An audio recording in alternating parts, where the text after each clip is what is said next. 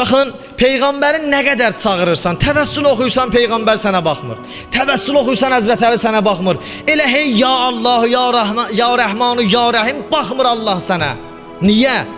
Görmüsən o, bəzən insan bir yerə keçəndə, hər hansı bir küçədən keçəndə deyir ki, o küçədə məsələn zibillik yaradıblar. Oradan keçməyə pis ifunət gəlir, iyi gəlir. Oradan keçmir. Və yaxud yolu birdən qismətdən oradan düşsə, görürsən üzün dolandırır, ya burnun tutur. Çünki xoşu gəlmir axı, ifunət iyi verir.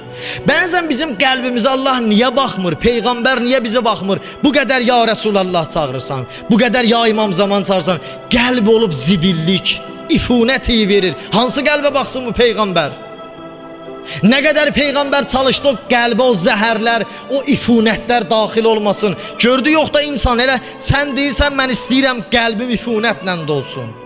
Bu çirkablıqla dolsun. İstəmirəm qəlbim müəttər olsun, ətirlənsin. Peyğəmbər neynəsin? Elə ondan sonra elə hey ya Rəsulallah baxmadı.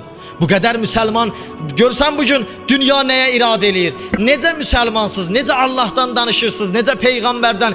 Günlərlə siz ya Rəsulallah, ya vəcihən indəllah, işvəqlənə indəllah oxuyursunuz. Ey Allah yanında hörməti olanlar, bizə şəfaətçi ol. Özün dünya və axirətdə bizə kömək ol. Amma müsəlmanlar günü-gündən əzilməkdə, günü-gündən bu qədər zülmə məruz qalırlar. Niyə baxmır Peyğəmbər o qəlbə? Buna görə o qəlbin sahibləri Peyğəmbər deyən kimi qəlbi ətirləməyiblər.